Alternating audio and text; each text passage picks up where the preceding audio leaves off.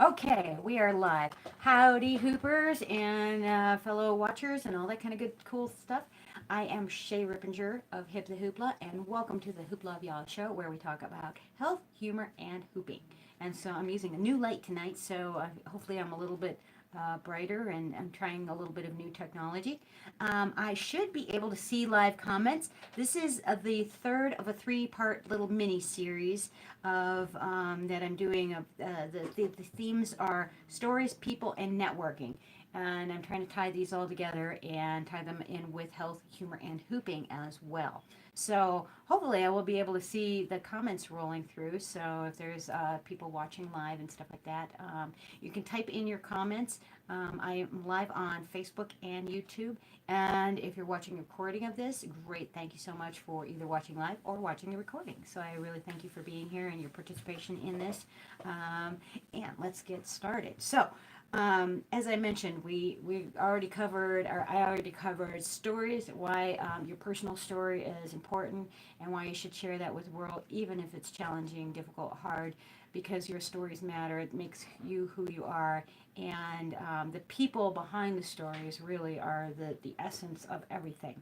So, and the people around you, everybody has their story. Everybody, the people around you help you out and help enhance your life, hopefully enhance your life. If you have people that aren't helping your life out, maybe move those people along. It's kind of like an object that isn't serving you anymore, that you don't use. It's old, it's worn out, it's whatever. Relationships tend to mutate and change and develop over time. I'm going to switch positionings here, and so anyway, people do come and go in your lives. Anyway, we covered that in some of how those people in your life, it could be something as small as, like, as I mentioned before in my story earlier, in that segment about a gas station attendant who really brightened my day, even though the challenge that I was having at the gas station was very difficult. So I wanted to talk to you about networking tonight. So networking is the theme of the three-part series. So and why I bring up networking, I just had a performance the other night, and it was at the Mercury Cafe in Denver. It was really awesome, and I got together with some friendly. When I say old faces, they're not like old people, but just old friends of mine that I haven't seen in a while, and I haven't seen live and in person in a while. So it was really lovely to see them. But also, I saw new people that I connected with, and by telling our stories to each other, we listened, and these people standing around in a circle were all amazing people, in each in their individual ways, and part of what I got out of that, and why I wanted to do the series of this, and why it's important, is how the networking part of this. Now, a lot of times, networking is tossed around as buzzword in business. So networking, like, oh, you must know this person to get ahead and stuff like that. And maybe we think about it that way, but also I think of networking as just a thing that we need to do in life. Just it could be networking through friends and finding things. It could be like, hey, what's the best grocery store to go to? What's the best this, that, or the other thing? Like there's a thing called nextdoor.com. So next store, blah, blah. So nextdoor.com. So it's a community based website, and you register on there where you live, and then you get to network with your neighbors, which at first, I think it was thought of as like, oh, nosy neighbors, that's like weird and creepy and whatever, and like, who wants to know everybody's business or whatever, or talk about other people or whatever. But it's not necessarily about that. It's not the gossiping aspect of that. It's the helpful aspect of that. So it could be like, maybe there's a car parked in front of somebody's house that shouldn't be there, like, hey, I saw this car that didn't look right, and they give them a heads up. Or I need a notary, and does anybody do a notary in the neighborhood? Or I need somebody to do snow blowing, or trim leaves, or babysit my dog, or whatever. I've gotten I met a great neighbor by helping her out with her dog, so dog care, and I've trained him ever since. And so that's been a really neat thing. So you get to know your neighbors and stuff. It's kind of like how Facebook has been an interesting networking opportunity for me to just connect with my very own family, who I don't normally pick up the phone and call, but I get to see like the vacation pictures, or their kids growing up, or somebody graduating from college, or whatever, they got a new car or something like that, or something not great happened to them, or they need prayers, or they lost a loved one, and or they're celebrating a birthday. So you get to also this is all networking and sharing too. So this is all really important, neat stuff that we can do to share in each other's lives. And a lot of times people use, like, for instance, Facebook, and you go, hey, there was a hooper, for instance, that she had posted in one of our hooping groups, and she wanted to know what's a natural sunscreen that I can use, something that's not chemically based. And because of that post, somebody else, another hooper, responded, hey, listen, here's some good brands to try out, and here's why it's important. I've gone through skin cancer, and it's very important, and you should make sure you check up and stuff like that. Well, I actually reached out and private messaged her and connected with her, sent her a friend request as well, because I didn't know her before that, but because of her interest in A, using a natural sunscreen, and talking about that, B, being a hooper, and C, having skin cancer, because I went through that this year too. I had melanoma, that huge scar on my arm that I had to have removed. So I connected with her, and that networking of just trying to like, hey, what do you do? What do you do? Like, what did you learn? What kind of doctors? She was saying, well, you should go get your lymph nodes tested, and this and that and the other thing.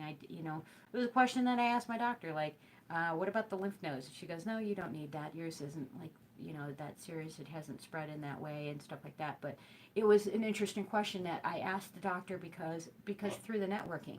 So and also I networked with her too as well, because I was using something that I don't think she had tried, which was black oil, which is a cannabis based um, solution that I put on my arm. It was to heal from the biopsy. So, and it turns out it sucks out cancer cells and kills them and stuff. So, now knowing that, I don't know that I would, the next, I had to go in for, a skin check, and I had to have another biopsy. And so I was like, yeah, I'm not going through this slicey, taking out that much of my arm again. So that if you're going to do a biopsy, that's the only cutting that you're going to do on me. That's it.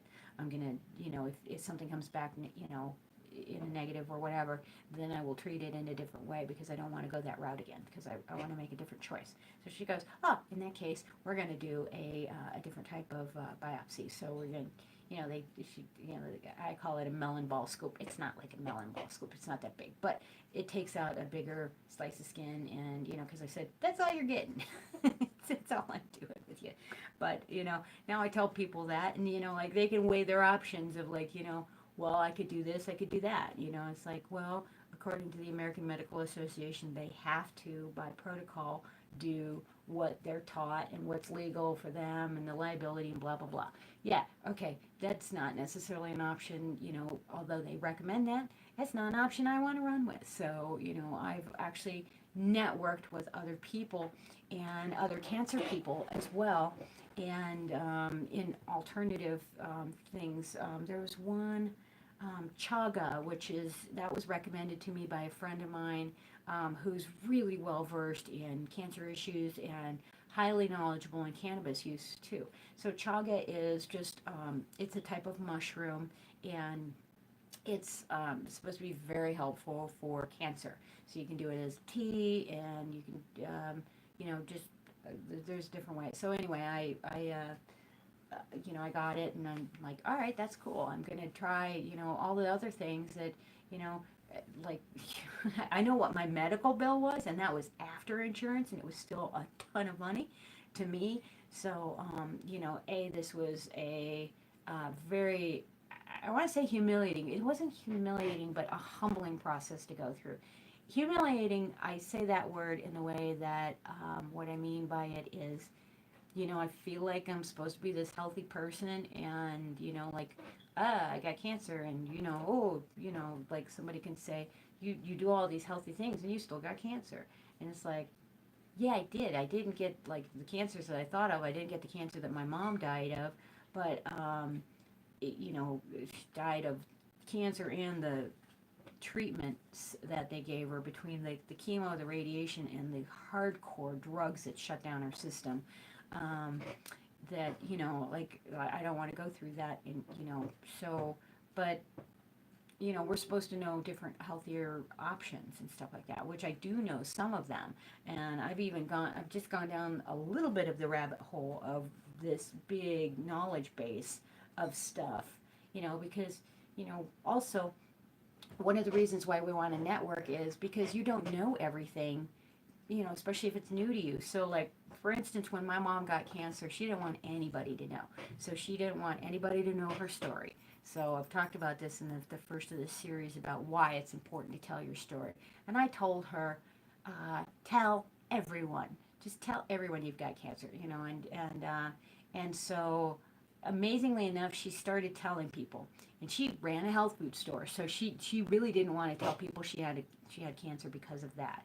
But interestingly enough, and I didn't know this would be the effect. I just told her to do this, but I didn't know why. And now I probably know that it was angel promptings of and just logic and compassion and heart and everything. Because I knew the network of people around her were awesome.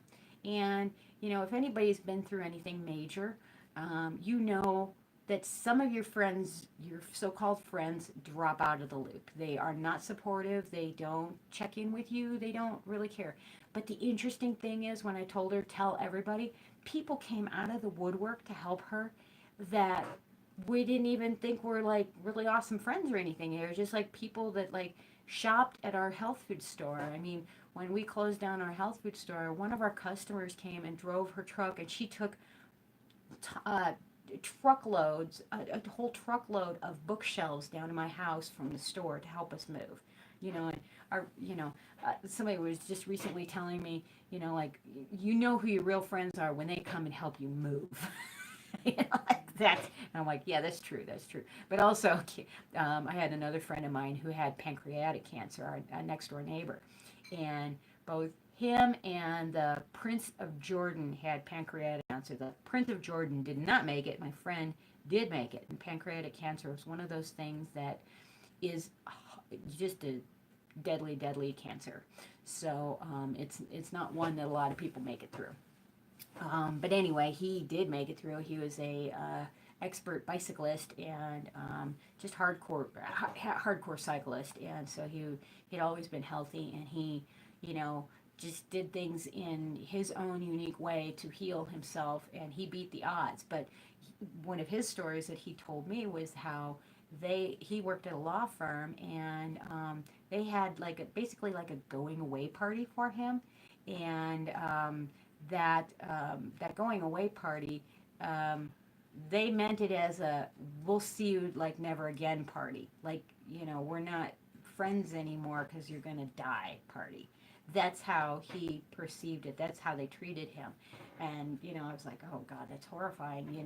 That's horrible. But so the people he thought were his close colleagues and possibly friends were really not there and supportive of him. So that wasn't his true network, of the people that kicked into gear to help him out and help him, survive and thrive. So anyway, that network around you, whether you're going through something big or something little, your network is also the people that help you out in all kinds of stuff. Like, they're the people that you share your joy with too. I had a friend of mine, an old college roommate. We didn't like each other in college. We did not get along. But amazingly enough, after school, we became buddies. We hung out together, and we've been friends ever since. And we don't see each other all that often. We don't talk that often. But interestingly enough, yeah, she's. I'm trying to remember the point of that story. Anyway. Oh, she would call me up, and when she did call me up, she would just have like these horrible things to tell me, just like, oh, I'm going through this, I'm going through that. And it got to be, this is when caller ID was first coming out, and I'd see her call coming in, and I'd be like, oh God, I don't even want to pick up the phone. And so finally, I just told her point blank. I said, "Listen, can you call me when something's going good in your life? Because you always call me when life sucks and things are not going good for you." And she, like took a moment, and she didn't even realize she was doing that. But because I kind of called her on the carpet on that, and also it was wearing me out. It was just emotionally draining just to talk to her when everything was always crappy. So, then she started calling me when things were good. And it was like, then it was a joy to talk to her too. So, it's nice to have the friends and not just like bombard them with all the crap that's going on in your life. And also not to just paint the rosiest picture ever that, like everything's always, sunshine and lollipops when it may not be. So sometimes you've got to open up, tell your story, tell what's going on with you, and trust that the person will take that information and be a human about it and have compassion and possibly be able to help out in some way. It could be something like like one of the people that knew my mom was like, you should go to this doctor. They can help you out in this way and da da da da da, and go to this naturopath or whatever. So there was some interesting things that had happened because of the networking. So networking is a really brilliant thing to do, and it could be health, it could be life, it could be anything. So, on that note, I wanted to do a recommendation because when I started out this show, I started out with a little story about how I was just in this show and all the belly dancers and people got together afterwards. We were just all standing around talking and yeah, we're just shooting the breeze and stuff like that. Well, not even shooting the breeze. We're actually telling some really interesting stories. So one of the gals comes up to me and this was a separate story that I was going to tell. I was going to tell the first one. But anyway, she comes up to me. She goes, "Oh, I loved your hooping. That was really neat." She goes, "I used to hoop a lot, but then I have this scar on my arm, and it's painful. So the hoop would hit it all the time, and I had to stop hooping because of that." And I was like, and then I kicked into gear, because I heard her story, and it like broke my heart that she had to give up something that she really enjoyed doing because of like a pain, literally a pain point. And so we were going over some stuff, and she, by talking, by networking with me, and I didn't even give her solutions to begin with. She thought of her own solution. She's like, I didn't think about wearing sleeves because I was telling her, I was like, I went through my own thing and I showed her my scar from, the skin cancer gash, and stuff like that. And she goes, "Does it hurt?" And I'm like, "No, mine actually doesn't bother me at all. But, I couldn't do anything at the time. Like I had stitches there and, I couldn't do anything for a while. So I had to learn like what to do as alternate stuff." So I kicked into gear to give her some advice of like, all right, so if the hoop is, what are you doing that the hoop is hitting you? And she was like, "Well, I'm doing this particular move." I'm like, all right, there's another way to do that where this isn't, getting hit by the hoop like that. I said, she was doing like chest hooping with her arms in. And and getting that going, and it kept on hitting this round scar. It was a raised scar, but it was very sensitive. The nerves were very sensitive on it, and it was hurting her. So, so belly dancing. She migrated into belly dancing and did more of that and less of the hooping. But I was giving her some things. If like, okay, besides sleeves, I'm like, I don't know. There's like a benzocaine thing out there that you put on there that is like a temporary numbing cream, and or a lidocaine patch or something like that if you want to use a drug format. I'm sure there's like other things. I didn't even think about this the other night, but like um, there's like a numbing cream that you could put on your teeth for like when you have teething pain or gum pain or something like that. But also like you can use like an Ambisol or something like that. That's I'm not sure what the chemical format of that is, but also clove oil is one of those things. I should have told her about that because clove oil has the numbing properties, and I haven't ever tried clove oil on a scar or on a on a wound. So like hers is a closed wound, so it's already healed surface wise, so it's not an open like it's not an open wound, so she doesn't have to wear a band-aid on. But I actually did suggest because somebody told her to put duct tape on it, and I was like, and she was like, "I have hair on my arm, this is gonna hurt when I take that off." And I was like, yeah. So I've had an issue with like even when I had this, like the adhesive would bother my skin. So I was sensitive to the adhesive. I thought it was the latex of the band-aid, but I had like non-latex band-aids and stuff like that and bandages, and it was the adhesive, the glue, because like wherever the glue was, my skin got very irritated because of that. So anyway, again, networking. I didn't even think to tell her that. So like, maybe she's watching. I don't know. Maybe she'll get this message like telepathically or whatever. But Sophia, if you're out there, try a little clove oil. See if that helps. But also like the sleeves, the different things. But also I gave her a different. I'm like, okay, you're doing the hoop move with the both arms, and why don't you? You're a belly dancer. You can do. Well, anybody can do this. If you practice it, you can do one arm in, and you can also do a belly dance move where you're taking one arm in and one arm out, so it's not constantly going bam, bam, bam, bam, bam. I said, I understand what you mean because I have like certain moles on my body that if I'm hooping, it could be near a bra strap or something like that, or whatever, or a piece of clothing could irritate it, and so it is just rubs and rubs and it hurts. So I get a little bit of what she's talking about with that. So anyway, the networking is something of how you can do that. And there was also another gal, the thing that I wanted to recommend, which I have in my hand right here. I'm going to show you in a moment.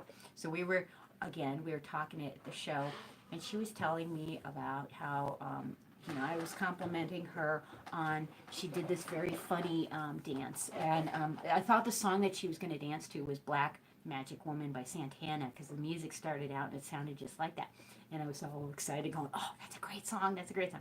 She comes out and she starts belly dancing, and she pulls out of her cleavage, this thing, and she goes, and the lyrics go, got a black magic marker, and so she's dancing around with a magic marker, and I was complimenting on her on it was a funny song, it was a great parody song. So and she said, well, this was a very special dance for me to do tonight because I've gone through like 4 years of cancer for herself, and then she just lost her aunt 2 weeks ago. So her aunt passed away from cancer. So she, the belly dancing and the humor was her way of getting through it. So I asked her, I said, if I may ask you this, because she had shared this personal, story with me. Did you go through traditional treatments? And she's like, yes. Well, she goes, well, I did a little bit of both. I did some traditional and some alternative stuff too, because I never want to. I try not to. It's not my intent to ever stomp on somebody's methodology of the direction that they want to go.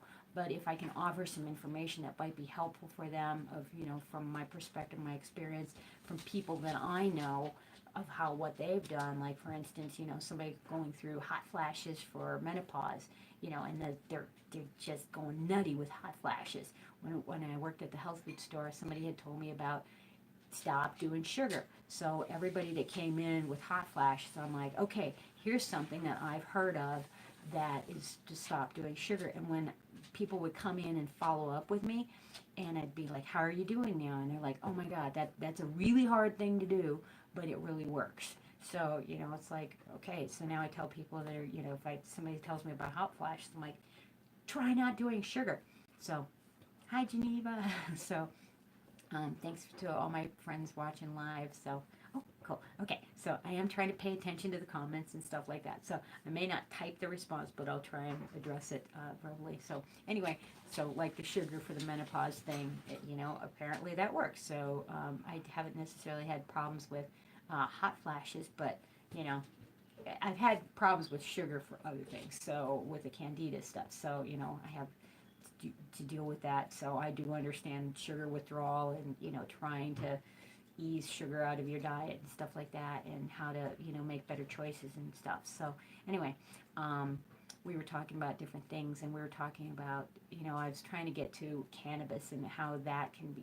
We live in Colorado where it's legal, and it's legal for medical and recreational use, but I usually am talking to people about it for medical use because people, we've had friends that have gotten off their diabetes medicine by doing cannabis juicing, 2 weeks cannabis juicing, and one of our friends was completely off his diabetes medicine, even with his doctor's permission too. So he didn't need it anymore. So he didn't just, I don't recommend just going and, quitting your drugs cold turkey and not telling your doctor. You tell your doctor what's going on, but, hopefully you have a partnership with your medical people around you, and, you get information from all kinds of different sources, because one is not necessarily end all be all, but my advocation, if this is how I choose to live my life. I'm not a medical expert or anything like that, but through life experience and through what I've learned, through what my husband has helped me research out and stuff like that. There's a lot of really cool things, and I keep learning every day. More new interesting stuff about all of this stuff. But anyway, we were talking about the use of cannabis, and in specific, we were talking about CBD oils. So those are from and they're not psychoactive. So that's the interesting thing about this. So for me personally, I can't do psychoactive stuff. So like bless all the people that can. That doesn't work for me. So but I like the stuff like cannabis juicing. If you juice the raw leaves and you keep it in its cold raw form, then it's not psychoactive. If you heat all the stuff, then it can be psychoactive. So it also depends on the strain that you have. So there's hemp products that don't have any, or they have very minuscule amounts of THC in them, and THC is the chemical that is the compound that does get you high or does alter the state. So some people like that. I personally, that doesn't work for me. So anyway, but CBD, there's what they call a spectrum of the compounds, the cannabinoid compounds in the plant. So there's a lot of different compounds. So there's a little store by us, and we just found this. This is a brand new one that they have, and it is called, let's see here, it's World Class Healing Broad Spectrum Hemp Oil. So it's a non-drug product because it's hemp oil. So, but it's got this one is 1,000 milligrams, so it's a very high content. But it's quite literally, he showed us a chart, and it's like a pie chart, and it has like all the compounds in it from the plant. So it has to do with the hemp plants growing in the sun because they get certain chemicals from the sun. So if it's an indoor grow, they don't necessarily get some of the compounds.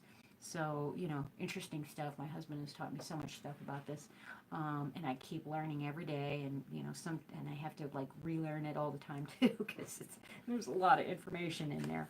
But it's just been amazing of like watching people's healing journeys and the people that we help and advise of just if people are willing to listen and like I used to be of the theory too that oh, marijuana is bad, it's a drug, it's a gateway drug, and we get taught this information. It's much like the medical stuff. It's like, oh, you're supposed to get chemo and you're supposed to get radiation if you get cancer. It's like we should question that authority seriously because I watched my mom go through it the first time, and I watched how damaging it was to her body, and B, I watched her go through it a second time 10 years later, and I watched it kill her, and not just the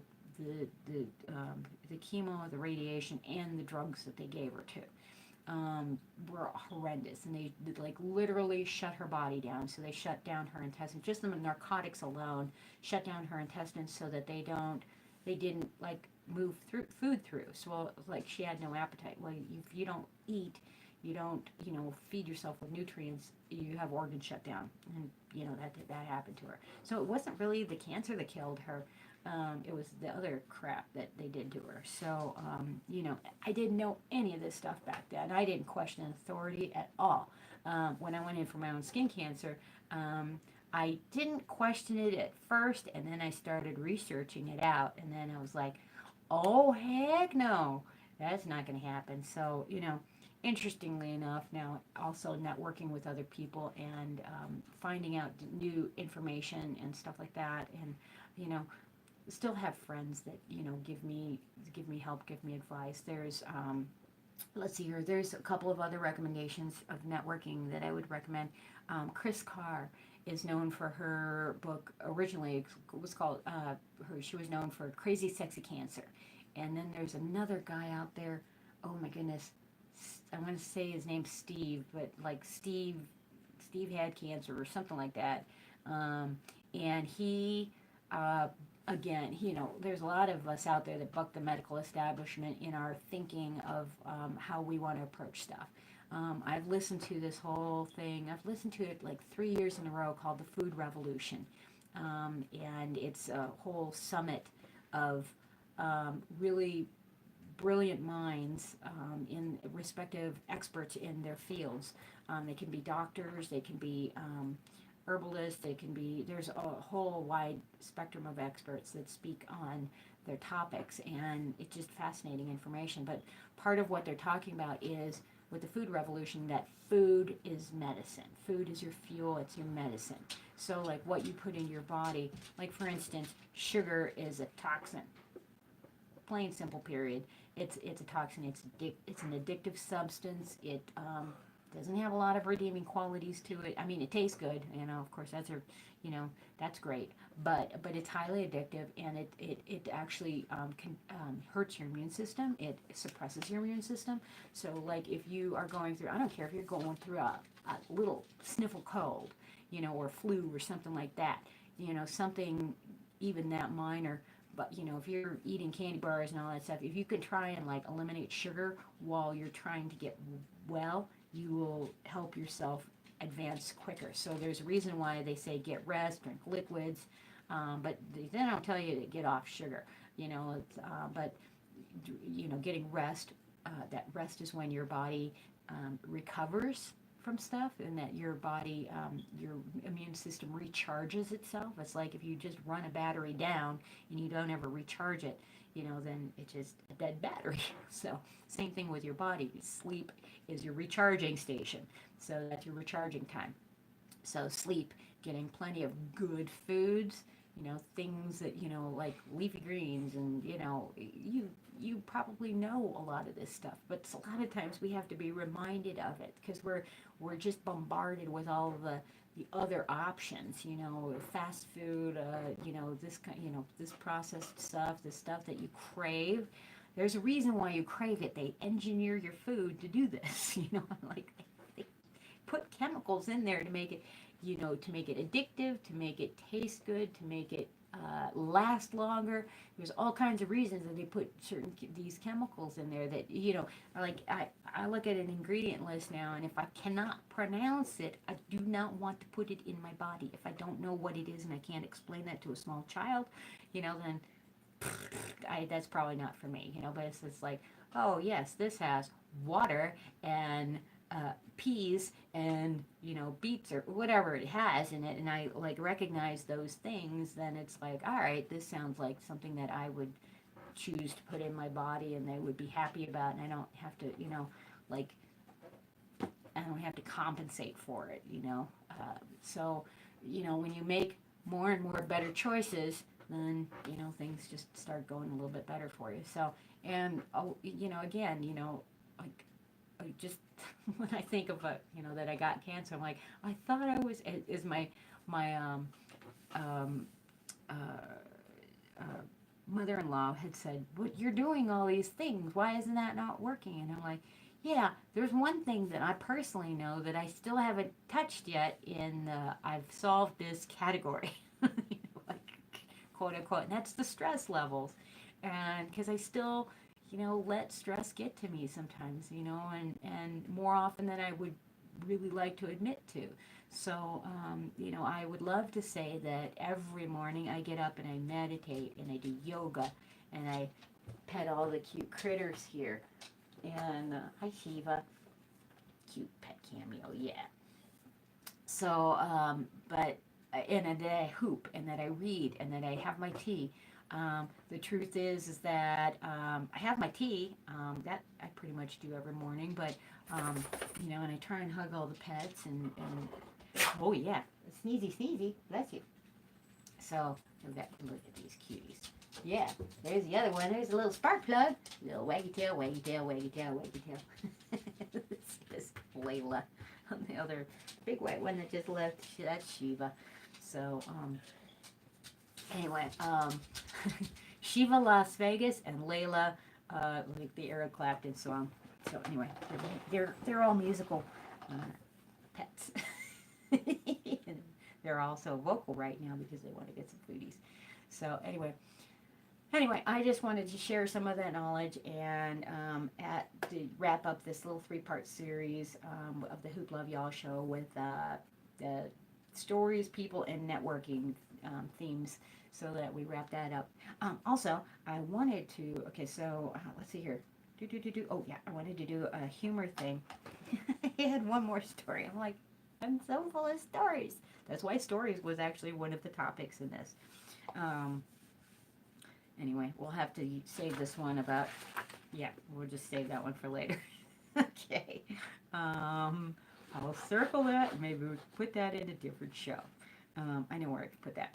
Anyway, I want to just cram in so much information into each show because maybe I hope that you find this valuable and that my sharing is worthwhile too. So anyway, humor, I want to, have this little laughter yoga exercise. I'm a certified laughter yoga leader, and I like to make up laughter yoga exercises too. So anyway, this is one that I thought that would fit in with this of the networking, to breathe in the positives of what you have to offer, and then to breathe out that energy so that you exchange and flow that energy out to the other people. So maybe you think about who might need or want the things that you have to offer.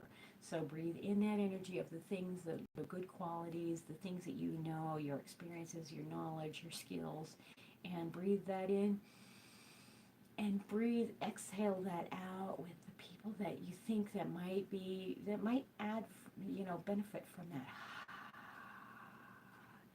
Breathe that in, all those years of knowledge that you've acquired and accumulated, and exhale, breathe that out to the people that might just get started on their journey and might, you might think that you don't know anything or you don't know enough. I know we all have this theory of like kind of imposter syndrome of like, who am I to say, blah, blah, blah.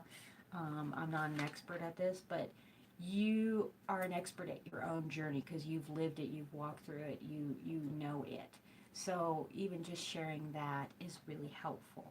So anyway, so after the end of laughter yoga exercises, we take our hands together nice and wide and we go very good, yay. We do that twice, very good, yay. So I encourage you to breathe in that and then exhale that out of who you share that with. So breathe in the things that you have to offer and think about what you have to offer and ruminate on that because you do have stuff to offer out to the world. And then exhale that out and think about the people that might benefit. And then the third thing is after you wrap that up and very good, yay, go do something about it. So whether it be to volunteer at a school and teach some kids or, whatever it may be, however you can help your community or somebody else. And you don't even have to help a big group. You could help one person, one being. You could adopt one animal. You could do one thing that would be helpful to somebody else in the world. And that dominoes out. That domino theory that affects, it ripples out. So try that. Okay, on that note, I'm going to go over something hooping. So I said I was going to talk about roles with hooping and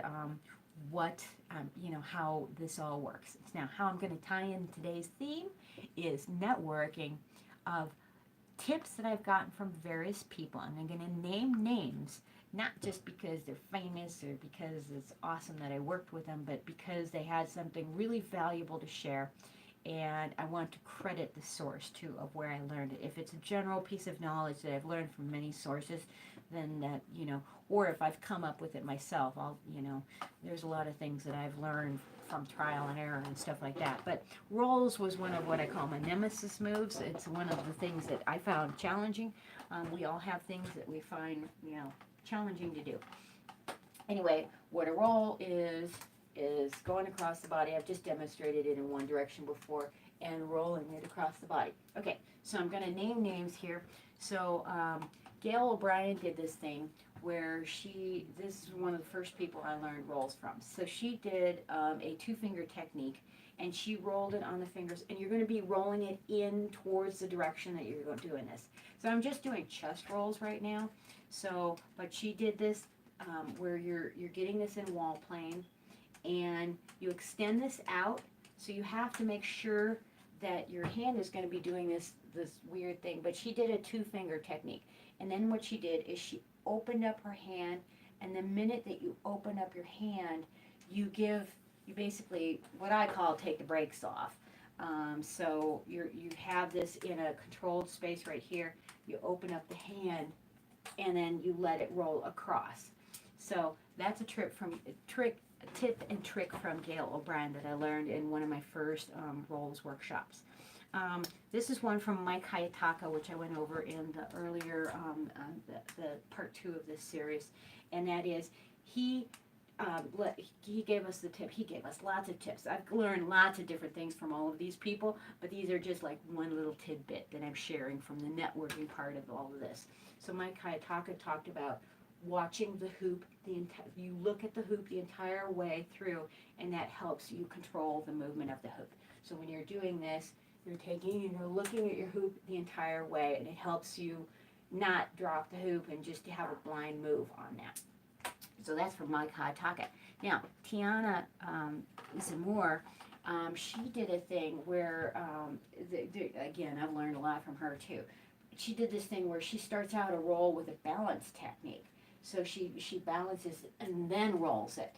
So that's one thing from her. And she also did this really funny thing. Let the kids go out of the room for this one, because this one uses some funny stuff. But this is from Tiana, so it's really funny, and I think it's really hilarious. So anyway, she calls this the hand vagina. You roll the hoop through that, and I actually heard another hoop teacher that I just took a workshop from this summer call this the hand crotch. So I think she took Tiana's workshop too and just toned it down a bit. But anyway, I like the hand vagina. You never forget that technique, right? So you're going to roll it up through there, and that's where it's going to start. You're going to try not to hit your face with it. I rolled too slow, but anyway, so you're rolling up through that way. So Gail's technique used the 2-finger method and going out that way, and Tiana's goes up and flexes up through that way of getting the hoop to roll that way. So that was Tiana Zamore, and all these people you can look up online as well. I'll try and put the links in there as well, so that we credit, I want to credit the source of all these wonderful, magnificent people. One more person I want to mention, Sharna Rose. I love Sharna. So Sharna, Gail O'Brien, she's from Ireland, and Sharna's from England, and both of these, it's dear ladies. Oh my goodness, they're like, I love them. They're really amazing. So if you want to look up some just amazing videos, yeah, Sharna is great. Oh, all of these people have amazing hoop techniques. Anyway, pardon me. I had Mediterranean earlier, and it's like making noises now. So I apologize for that. But anyway, the body doing its thing. So Sharna did this thing where I just love this. She could just talk the entire time. I could just sit in a workshop and just listen to her talk because I love her accent. So she's like, just chuck it, just chuck the hoop, just chuck it. And so anyway, Sharna has way more interesting stuff than that too, but I just love that one. So she's near and dear to my heart because, I just think of, like when people are being afraid to move this because it's moving across by their face, and you just have to like let it go. Now here's a tip from me, and that is how I say it is trust that it will be there. So you've got to just open up your arms, keep them open, and even if you don't catch the hoop on the other side, trust that it will be there and hit this hand. So as you're going, you want to try and keep that. So this one, I did not trust that it would be there, and I went and reached for the hoop, and I batted it away. So don't do that part, okay? So you want to trust. I just did a nice example of what not to do. So you want to trust that it's going to be there. Leave this glued in space, even if it doesn't get there. So that almost didn't make my hand. I just grasped it at the last minute, but I had to like force myself to leave that out there because I wanted to go, where is it? Where is it? And what happens is when we don't trust that it's going to be there, we change this line pattern. So instead of giving the hoop a nice straight space to roll on, you change the dynamic. So even doing this, the hoop is going to roll down and up, or down and out, or down and back. So whatever you do to alter the hoop path, is going to have an effect, and it will probably cause you to perhaps not catch it. So maybe you do like wing it in and get it fast enough, but maybe you only get that half roll. So if you trust that it's going to be there from one hand to the other. So do all of these like little techniques of looking at your hoop as it goes through. Again, I'm only rolling in one direction right now. And some of them are working and some of them aren't. But trust that it's going to be there. Open it up. Just chuck it. And go through the hand vagina if you want. So all these techniques, they're hilarious, and hopefully you remember them. And hopefully you remember the people that came up with them too, the people that I learned from, and the networking that goes behind it, because it's all about the people, their stories, and helping each other out. So hopefully this has helped you, and you've gotten some cool hooping tips, life tips, health tips, humor stuff, and you've enjoyed it. And you know, that's my purpose of being here and sharing with you. So, and opening up and telling a little bit about my life too. So anyway, thank you so much for being here. I really appreciate it. Thank you so much. And yeah, hit up the website if you haven't already liked the Facebook page. I am Hip the Hoopla everywhere. So it's HIPTHEHOOPLA. So I'm on Instagram, Facebook, YouTube. So I broadcast this live. So if you can share this, hit the thumbs up on it. I really appreciate that. And, you know, if you have suggestions of like, what do you want me to talk about or cover, or like, hey, I would like to learn this hoop move, or what was your experience with this, or how would you deal with that? You know, these are things that I can do as upcoming topics, and help address what you have concerns for. So thank you so much for commenting and keeping it positive and awesome. And thank you so much for being here. So I'm Shay Rippinger of Hip the Hoopla. Rock on. Peace out. Bye.